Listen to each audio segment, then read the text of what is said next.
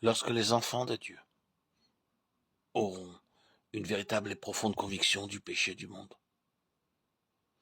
une véritable et profonde conviction de son péché principal, celui d'avoir rejeté Christ, l'Esprit pourra alors se servir d'eux pour convaincre le monde de péché.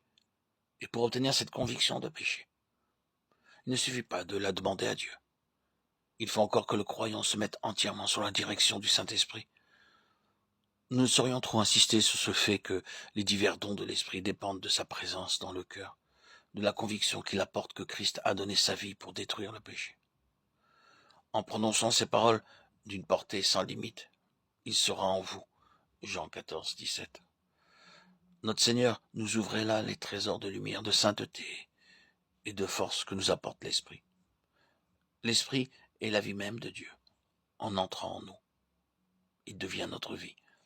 Et c'est selon que cette vie divine prend plus d'empire que l'Esprit peut agir à son gré.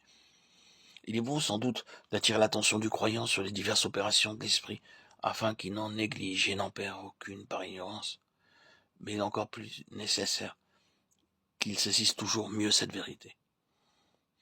Que votre vie soit celle de l'Esprit et aucune grâce ne vous sera refusée.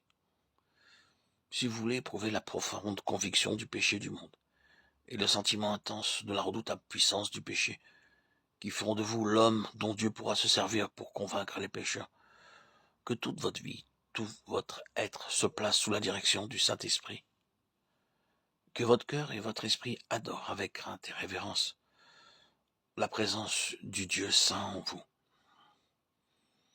Livrez-lui le grand ennemi qui s'oppose à l'action de l'esprit, la chair, avec sa vie du moi, afin que jour après jour, il la mortifie et qu'il la garde dans la mort.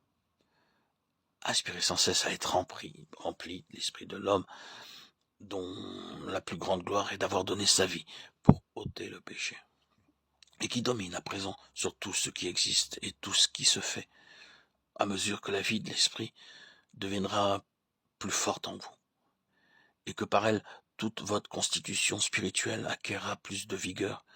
Vos yeux et votre cœur se feront une plus juste appréciation du péché qui vous entoure.